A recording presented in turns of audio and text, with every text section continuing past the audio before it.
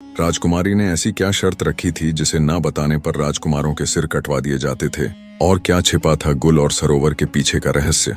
आइए जानते हैं इस कहानी के माध्यम से। एक समय की बात है कि नदी किनारे एक पेड़ पर एक तोते और मैना का जोड़ा रहता था। तोता अपनी पत्नी मैना से बहुत प्रेम करता था और उसकी हर इच्छा पूरी करने का प्रयास करता था। तोता शांत और सीधा साधा स्वभाव का था, जबकि मैना बहुत ही चालाक थी। एक दिन मैना ने तोते से कहा, हे स्वामी, प्रतिदिन एक जैसा भोजन खाते खाते मेरा मन ऊब गया है। आज आप कुछ स्वादिष्ट और अच्छा भोजन लाएं। पत्नी की बात मानकर तोता भोजन की तलाश में जंगल की ओर निकल पड़ा।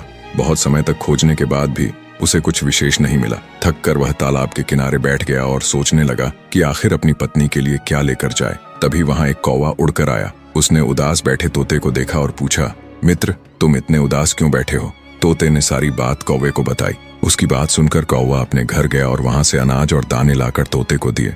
कौवे ने कहा, मित्र, ये अनाज और दाने बहुत अच्छे और स्वादिष्ट हैं, इन्हें अपनी पत्नी को दे दो।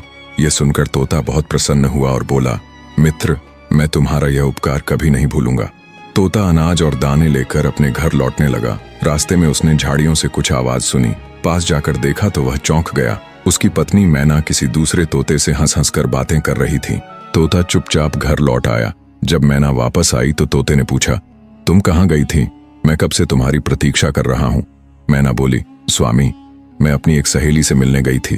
तोता बहुत दुखी हुआ, लेकिन मैना को इसकी परवाह न थी। वह तो अनाज और दाने देखकर बहुत खुश हो गई और बड़े चाव से खा गई।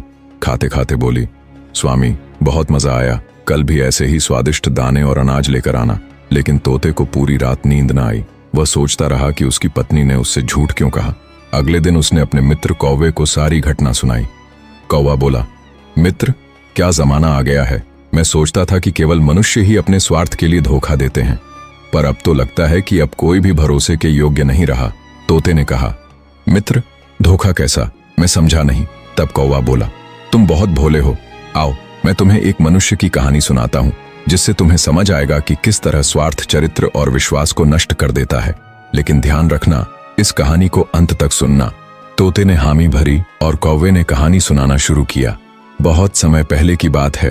पहाड़ों के पर एक राज्य बसा हुआ था। उस नगर में एक दयावान राजा रहते थे। उनकी 2 रानियां थीं और राजा दोनों से बहुत प्रेम करते थे, पर उन दोनों में से किसी ने उसे संतान का कोई सुख नहीं दिया था। एक बार राजा ने महल में भव्य नृत्य समारोह का आयोजन किया, जिसमें आसपास के गांवों की कन्याएं भी भाग लेने आईं। शाम का समय था और नृत्य कला का कार्यक्रम शुरू हो चुका था। तभी राजा की नजर अचानक से एक सुंदर स्त्री पर पड़ती है, जिसका नृत्य देखकर राजा उस पर मोहित हो जाता है।